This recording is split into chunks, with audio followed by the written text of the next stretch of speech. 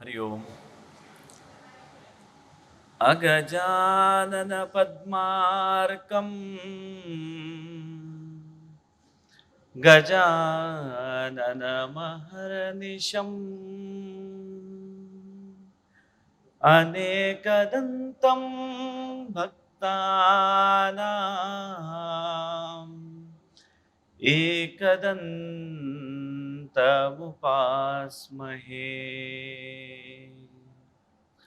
सदाशिवसमारंभां शंकराचार्य मध्यमाम् अस्मदाचार्य पर्यन्तां वंदे गुरुपरंपराम्।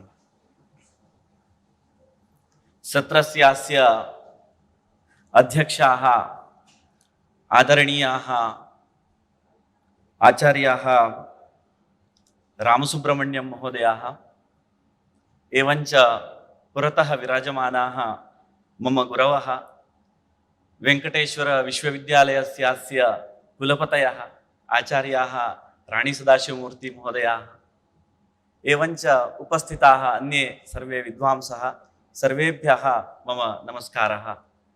वास्तुशास्त्र संबद्धः विषयः मया अत्र प्रस्तुतीकरणार्थं स्वीकृतः वर्तते। मम पत्रस्य विषयः अस्ति प्राचीननगरवास्तु सिद्धान्तानाम् आधुनिकनगरनिर्माणे प्रासंगिकता इति। वसन्ति प्राणिनो यत्र इति वास्तुशास्त्रमिति कथ्यते। तत्र मानसार सम्राङ्गणसूत्रधारः मयमतम् अपराजितपृच्छा इत्यादि ग्रन्थेषु क्रमशः गृहवास्तु मन्दिरवास्तु नगरवास्तु वर्णनं भूरिशः उपलभ्यते। तत्र मुख्यतया नगरवास्तु इति विषये भवतां पुरस्तात् यथामति किञ्चित् वक्तुमुत्सहे। यदा एतस्य विषयस्य नगरनिर्माणमिति विषयस्य प्रासंगिकता विषये मया चिन्तनं कृतं तदानीम् एतद् लक्षितं यत् आधुनिक नगरनिर्माणसिद्धान्ताः ये सन्ति आधुनिक नगरनिर्माण संकल्पना या अस्ति सा यथा यथा वर्धते तत्र यथा प्रगतिः भवति तदानीं सा कल्पना अस्माकं भारतीय वास्तुशास्त्रस्य समीपम् आयाति इति मया अवलोकितं। यतोहि तत्र विशिष्य अधुना ट्रेंडिंग चलति सस्टेनेबल सिटी इति, ग्रीन सिटी इति, पुनः गार्डन सिटी इति, पुनः सतत विकासस्य चिन्तनम् इदानीं लोके सर्वत्र दृश्यते। वस्तुतः तत् चिन्तनं नाम भारतीय चिन्तनस्य समीपवर्ति चिन्तनम् इति अहं मन्ये। यतोहि ये प्राचीन ग्रन्थेषु विद्यमानाः सिद्धान्ताः मया दृष्टाः पुनश्च नेट् मध्ये किञ्चित् आधुनिक सिद्धान्तानामपि अवलोकनं कृतं तदानीं बहु साम्यं तत्र मया लक्षितम्। एतेन एतत् सिद्धं भवति यत् वस्तुतः सस्टेनेबल डेवलपमेंट इति इदानीं या संकल्पना आगता तत्र वस्तुतः अस्माकं शास्त्रस्य भूरिशः सम्बन्धः अस्ति इति अत्र वक्तुं शक्नुमः। अत्र विशिष्य नेक्स्ट अत्र नगराणां चित्राणि दृश्यन्ते। तत्र विशिष्य चण्डीगढ, पुनः जयपुर नगरं, पुनः मैसूर नगरं, पुनः बेंगलूरु नगरम् इत्यादि नगराणां चित्राणि मया अत्र दृष्टानि। प्रतिवर्षं यदा नगराणां परीक्षणं भवति, समीक्षा भवति, स्मार्ट सिटी समीक्षा भवति, ग्रीन सिटी समीक्षा भवति, तदानीं तस्य यद् सर्वे रिपोर्ट आयाति प्रतिवर्षं आधुनिकाः प्रकाशयन्ति तत्र एतेषां नगराणां नाम भवत्येव, नाम टॉप 10 मध्ये एतानि नगराणि भवन्त्येव। तर्हि एतानि नगराणि भारतीय वास्तुशास्त्रस्य आधारेण निर्मितानि इति वयं जानीमः। तत्र आधारः अपि अस्ति, बहूनि पत्राणि अपि तस्मिन् विषये प्रकाशितानि दृश्यन्ते लोके। तत्र इंटरनेट पश्यामश्चेत् बहूनि पत्राणि प्रकाशितानि जयपुर विषये, चण्डीगढ विषये, मधुरै विषये, मैसूर विषये प्रकाशितानि दृश्यन्ते। तत्र प्राचीन सिद्धान्ताः अनुसृताः, तत्र तेषां सिद्धान्तानाम् आधारेण एतानि नगराणि निर्मितानि। तथापि इदानीं या संकल्पना अस्ति स्मार्ट सिटी अथवा सस्टेनेबल सिटी इत्यादि तेषाम् आवलिः यदा प्रकाश्यते टॉप 10 नगराणाम् आवलिः तत्र एतेषां नगराणां स्थितिः 2024 मध्ये अपि भवति इत्यस्य प्रमाणमिदं वर्तते यत् अस्माकं ये भारतीय सिद्धान्ताः सन्ति ते वस्तुतः सस्टेनेबल वर्तन्ते तेषाम् अधुनापि प्रासंगिकता अधुना न तेषां नित्य प्रासंगिकता सर्वदा पूर्वमपि ते प्रासंगिकाः एव अग्रे अपि प्रासंगिकाः भवन्ति इति पुनश्च एतेषां सिद्धान्तानाम् आधारेण अत्र आधुनिक नगराणां या कल्पना कृता अथवा स्वयमेव तेषामपि स्वयं स्वीयम् एकं रिसर्च भवति अस्माकं स्वीकृतमिति न वस्तुतः प्राचीनम् आधुनिकमिति संकल्पना कदाचित् इयमेका परम्परा क्रमशः विकासः इति अत्र वयं वक्तुं शक्नुमः तथापि आधुनिकानां यत् मतं भवति इदानीं तद् अत्यन्तं निकटे वर्तते अस्माकं सिद्धान्तानाम् इति अत्र मया अवलोकितं दृष्टमस्ति अग्रे अस्माकं शास्त्रे ज्योतिषशास्त्रे दिग्देशकाल इति कल्पना भवति तद्विना ज्योतिषशास्त्रमेव न प्रवर्तते वस्तुतः वास्तुशास्त्रे अपि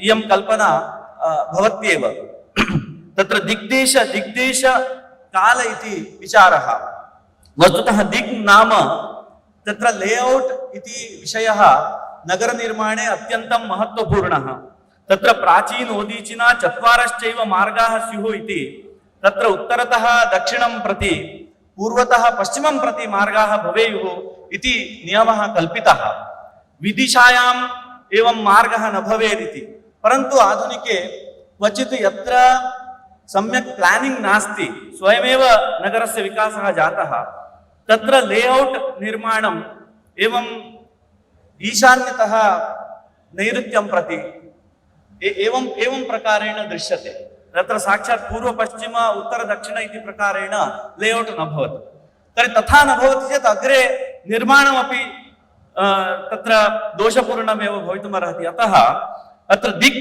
लेऔट् इति विषयः अस्माकं शास्त्रे तु महत्त्वपूर्णः एव परन्तु अधुना यत् स्मार्ट् सिटी अथवा सस्टेनेबल सिटी इत्यादि नवीन नगराणां निर्माणं भवति तत्र अयं दोषः निवारितः दृश्यते तत्र एकं पत्रं चण्डीगढ़ यूनिवर्सिटी द्वारा प्रकाशितं मया पठितं तत्र एतैः प्राचीनः यः सिद्धान्तः दिग्देशकालस्य सिद्धान्तः तैः स्वीकृतः नगरनिर्माणसन्दर्भे तेन तेषां लेऔट् निर्माणं यदस्ति तत् सुष्ठु अभवत् इति तत्र पत्रे वर्णितम् आधुनिकसिद्धान्तेषु ओपन् स्पेस् नेचुरल् लैट् अनन्तरं क्रॉस् वेंटिलेशन् इति विषयः प्रधानत्वेन दृश्यते अस्माकं शास्त्रे नाम सूर्यस्य प्रकाशस्य व्यवस्थापनम् अत एव पूर्व पश्चिम उत्तर दक्षिण इति क्रमेण तत्र व्यवस्था सौर ऊर्जायाः सम्यक् व्यवस्थापनम् इति अस्माकं संकल्पना तेषां तावत् ओपन् स्पेस् नेचुरल् लैट् क्रॉस् वेंटिलेशन् इति किञ्चित् साम्यं दृश्यते तथापि तत्र इतोपि शास्त्रस्य सम्यक् अनुसरणं क्रियते चेत् तत्र निर्दुष्ट तत्र संकल्पना प्लान् भवितुमर्हति इति मन्ये तत्र देश इति प्रशस्ता भूमिः भूमे चयनं भूमेः परीक्षणम् इति अस्माकं प्राचीनाः सिद्धान्ताः तत्र स्याज्जाङ्गल अनूपसाधारणतया त्रिधा इति त्रिप्रकारका भूमिः उक्ता वर्तते अतः भूमिमनुसृत्य भूमेः तत्र स्वरूपमनुसृत्य नगरस्य निर्माणं भवनस्य निर्माणम् इत्यादि संकल्पना अतः देशस्य प्राधान्यम् आधुनिके अपि साइल टेस्ट तत्र कंस्ट्रक्शन पूर्वं साइल टेस्ट करणमिति तत्र विधानं दृश्यते अतः तत्र साम्यम् अस्ति इति अत्र वक्तुं शक्नुमः तत्र कंस्ट्रक्शन अकॉर्डिंग टू ऋतु क्लैमेटिक कंडीशन अनुसृत्य यत् भवनानां निर्माणं दृश्यते यथा कोकण प्रदेशे तत्र भवन निर्माणस्य पद्धतिः भिन्ना पश्चिमघट्ट प्रदेशेषु भवन निर्माणस्य पद्धतिः भिन्ना कश्मीर देशे पद्धतिः भिन्ना घर्म प्रदेशेषु पद्धतिः भिन्ना भवति तद् एवं प्रकारेण आधुनिके अपि तत्र सर्वे ऑफ सीजन्स आश्रित्य इदानीं सिटी निर्माणं करणीयम् इति आधुनिकाः अपि मन्यन्ते तद् वयं द्रष्टुं शक्नुमः सीजन यत्र शीतलप्रदेशः अस्ति, अनुकूलः प्रदेशः अस्ति, तत्रैव अधिकः विकासः, तत्रैव सर्वकारस्य दृष्टिः, तत्रैव मल्टीनेशनल कंपनी जनानां दृष्टिः अस्माभिः लक्षिता। यत्र घर्म उष्णप्रदेशः, यत्र जलं नास्ति, तादृशप्रदेशे एवं तेषाम् आकर्षणं न भवति। अतः नगरनिर्माणे अयमपि एकः मुख्यः विषयः अस्ति। अतः दिक्देश काल इति चिन्तनं। तदनन्तरं सीमा, अयं मुख्यः विषयः। इदानीं यद् सस्टेनेबल डेवलपमेंट, सस्टेनेबल सिटी इति या संकल्पना दृश्यते, तत्र विशिष्य सीमाङ्कनस्य न महत्त्वं प्रदत्तमस्ति।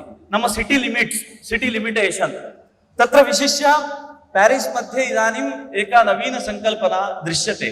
पेरिस् मध्ये एकः मेयर् आसीत्, नाम न स्मरामि, तेन एकं 15 मिनिट् सिटी इति एकं कान्सेप्ट् आनीतं। तत्र ग्रीन् बेल्ट् इत्यादि योजना तेन कृता। अस्माकं नीति आयोगस्य डॉक्युमेंट मध्ये अपि अस्य उल्लेखः कृतः अस्ति भारतसर्वकारेण। तद् वस्तुतः प्राचीनकाले अस्माकं प्राकारः इति या संकल्पना आसीत्, नाम तेन सेक्युरिटी अपि भवति, पुनः सिटी लिमिटेशन् अपि भवितुमर्हति। नगरं तत्र प्राकारतः बहिः न गच्छेत् इति संकल्पना। नेक्स्ट अत्र पश्यन्तु, अत्र यद् 15 मिनिट् सिटी इति अत्र एकं चित्रं मया दर्शितं। नाम 15 निमेषाभ्यन्तरे एव सर्वं वस्तु, अत्र सर्वमपि 15 निमेषाभ्यन्तरे भवेत् इति। तत्र प्रायः 2 किलोमीटर् अथवा 2.5 किलोमीटर् मध्ये एतत् नगरं तत्र भवति। तत्र वैद्यालयः अपि, महाविद्यालयाः, पुनः शालाः इत्यादि सर्वमपि, मॉल इत्यादि सर्वमपि 15 निमेषाभ्यन्तरे इति सा संकल्पना अस्ति। वस्तुतः नगरस्य सहस्रादि 2,000 च दण्डमानं स्यात् इति मनुष्यालय चन्द्रिकायाम् उच्यते। नाम नगरस्य विस्तारः लघु स्यात्, अधिकः विस्तारः न स्यात्, लघु लघु नगराणि भवेयुः इति तत्र मनुष्यालय चन्द्रिकायां विशिष्य उच्यते। सा एव संकल्पना अत्र दृग्गोचरा भवति। मया नोच्यते एतत् दृष्ट्वा तैः कृतम् इति।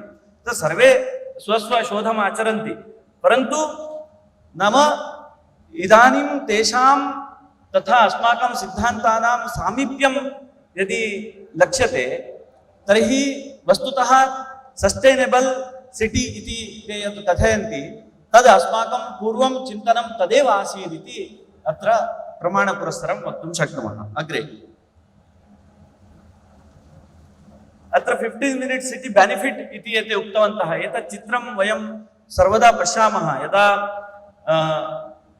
ग्रीन सिटी पर्यावरणविषये चिन्तनं भवति, नगरस्य पर्यावरणविषये, तदानीम् एतत् चित्रं सर्वदा प्रदर्शयन्ति आधुनिकाः अपि।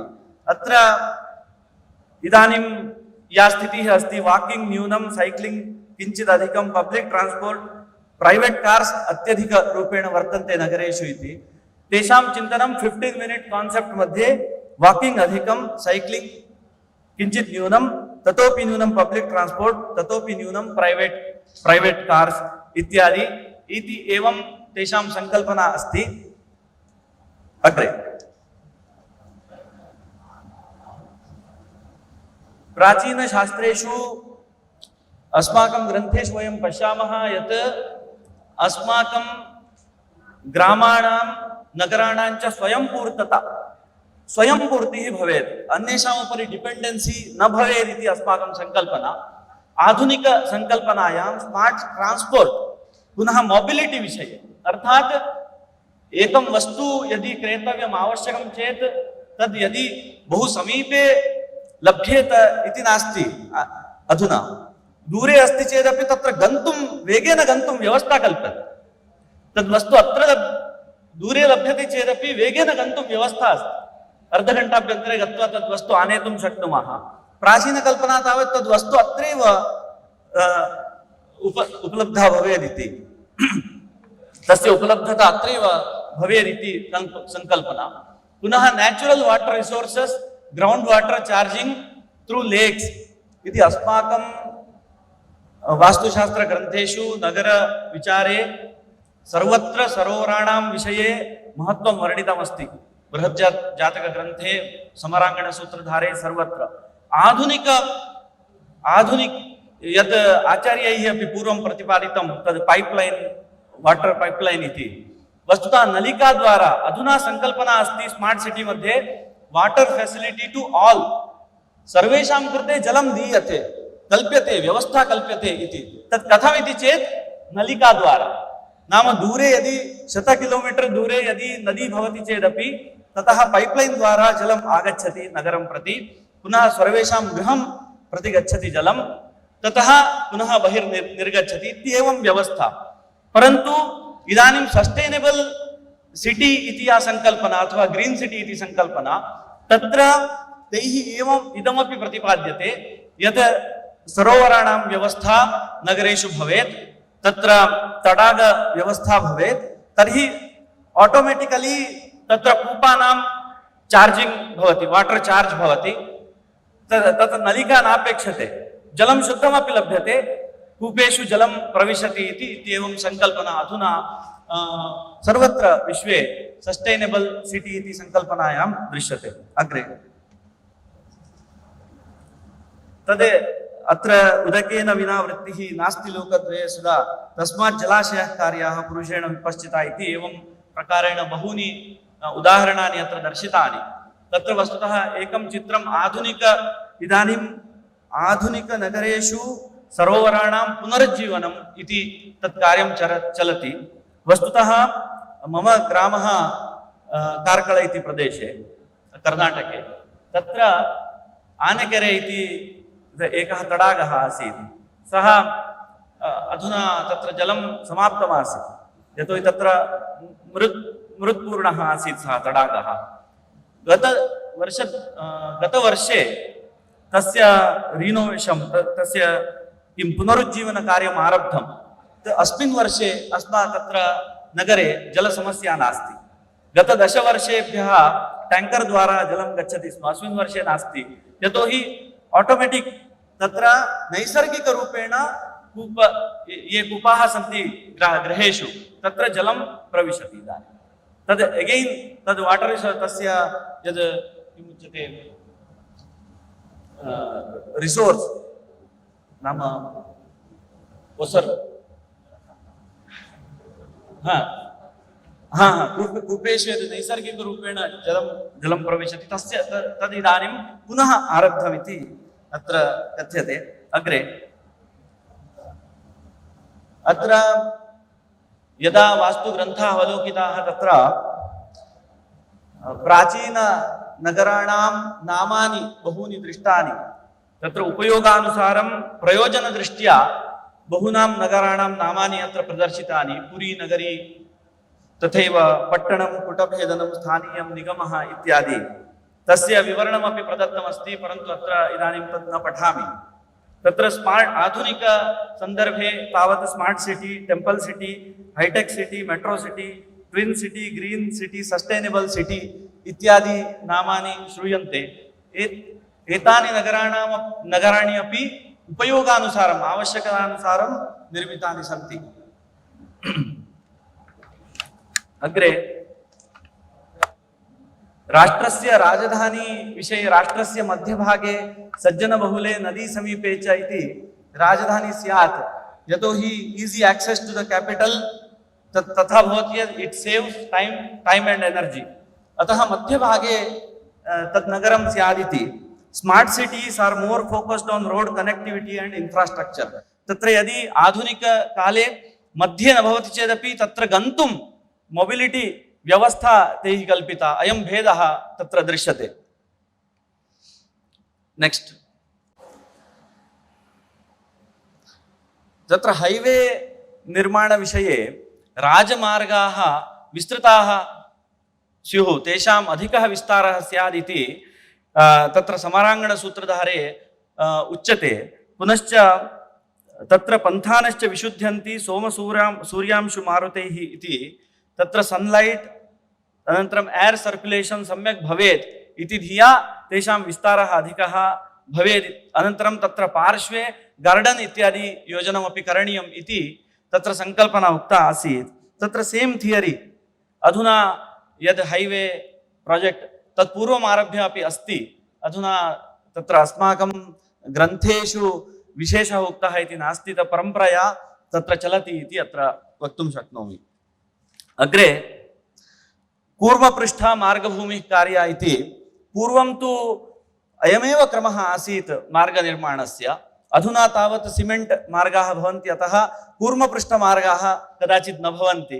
तथापि तत्र देहल्यां देवीप्रसाद त्रिपाठी महोदयाः सन्ति, तेषां भाषणे तैः उक्तमासीत् अधुनापि कूर्मपृष्ठमार्गाः सन्ति, परन्तु एकः मार्गः न, तद् 4 लेन् यद् भवति तत्र एकस्मिन् पार्श्वे एवं प्रकारेण स्लोप् भवति, अपरस्मिन् पार्श्वे अन्य पार्श्वे स्लोप् भवति, इत्येवं प्रकारेण कूर्मपृष्ठा एव अधुनापि मार्गभूमिः भवति इति तत्र तैः प्रतिपादितम् आसीत्।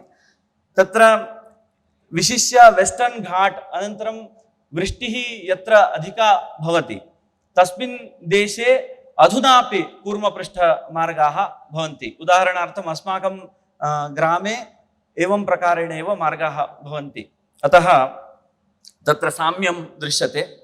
अग्रे 64 पदाख्येन पुरं सर्वं प्रकल्पयेदिति तत्र 81 पदं 100 पदं तथा 64 इति पदानि उक्तानि। तत्र नगरनिर्माणार्थं विशिष्य 64 पदाख्यं पुरं कल्पनीयम् इति तत्र शुक्रनीति इति ग्रन्थे प्रतिपादितम् अस्ति, अत्र उल्लेखः नास्ति तस्य। एवं प्रकारेण नगर नाम तद् ग्रिड्, ऐरन् ग्रिड् इति आधुनिकैः उच्यते।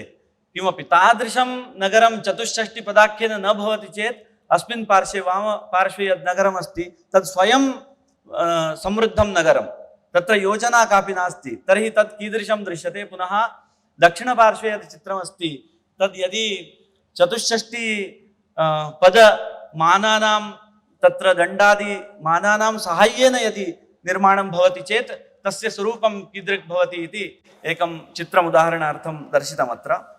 एवं प्रकारेण अग्रे एवं प्रकारेण तत्र according to shape and purpose एवं नगराणां भेदाः उक्ताः। तत्र दण्डक नन्द्यावर्त सर्वतोभद्र स्वस्तिक प्रस्तर पद्मक कूर्मक चतुर्मुख इति एतेषां विवरणम् अत्र अधिकं न करोमि अहं, साक्षात् किञ्चित् पीपीटी प्रदर्श्य समापयिष्यामि। अग्रे एवं तद् नन्द्यावर्त इति तस्य उदाहरणं मधुरै इति वास्तु दृष्ट्या परिपूर्णं नगरम् इति बहुभिः तत्र उच्यते, कथ्यते, आधुनिकैः अपि कथ्यते। तत् नन्द्यावर्त पद्धत्या निर्मितमिति कथयन्ति। अग्रे पुनः सर्वतोभद्र इति एतस्य उदाहरणमस्ति, तत्र बृहदीश्वर मन्दिरम् एतत् सर्वतोभद्र शैल्या निर्मितमिति एतद् उदाहरणम्। अग्रे एतत् पद्मक इति, तत्र दुर्ग निर्माणावसरे पद्मक इति शैली अनुसृयते। अग्रे कार्मुक इति, अत्र नदी समीपे यानि नगराणि भवन्ति अथवा समुद्रस्य समीपे यानि नगराणि भवन्ति तत्र कार्मुक इति शैली उपयुज्यते। यतोहि नाम भौगोलिकस्थितिः कीदृशी वा भवतु तत्र 64 पदानां सम्यक् योजना अस्माभिः कार्या। अतः एवं आकाराः भिन्न आकाराः अत्र भिन्न प्रदत्ताः, तर्हि आकारस्य अनुसारं तत्र 64 पदानां योजनं करणीयमिति। अतः एतानि उदाहरणानि कार्मुक इति। अग्रे चतुर्मुख इति, तत्र जैन टेम्पल् एकम् एतत् दृश्यते, चतुर्मुख बसदि इति कर्णाटके। एतत् अत्र नियमः एवमस्ति इति, चतुर्मुख शैल्यां मध्ये तत् चतुर्मुख मन्दिरं भवति, परितः पूर्णं नगरं भवति इति। अत्र एवमेव अस्ति, चतुर्मुख बसदि इति जैनमन्दिरम् एतत् नगरस्य नाम टौन् इत्यस्य मध्यभागे अस्ति, पुनः परितः पूर्णं नगरं दृश्यते इति। एवम् एतादृशी शैली अधुनापि नगरेषु दृश्यते इति एतदेकम् उदाहरणम्। एवं प्रकारेण तत्र अधुना या संकल्पना आधुनिकानाम् अस्ति सस्टेनेबल अथवा ग्रीन सिटी अथवा पर्यावरण पूरक नगरमिति सा व्यवस्था अस्माकं सिद्धान्तानाम् अत्यन्तं निकटे समीपे वर्तते। तत्र इतोपि वयं तत्र यदि आधुनिकं शास्त्रं तत् नगररचना शास्त्रं यदि पुष्पं तर्हि वयं तद् गन्धं किञ्चित् प्रदातुं शक्नुमः। तावद्वा अस्माकं योगदानं निश्चयेन भवितुमर्हति। किञ्चित् अत्र आचार्याः उपविष्टाः, तेषां परतः मया अयं विषयः प्रतिपादितः। अत्र यदि किमपि सौष्ठवम् अस्ति तर्हि अग्रे अपि मया अत्र कार्यं कर्तुं शक्यते किञ्चित् छात्राणां साहाय्येन इत्युक्त्वा अवकाशं प्रदत्तवद्भ्यः आचार्य गुरवः कुलपतयः अत्र राणी सदाशिवमूर्तिमहाविभागेभ्यः धन्यवादान् दत्त्वा विरमामि।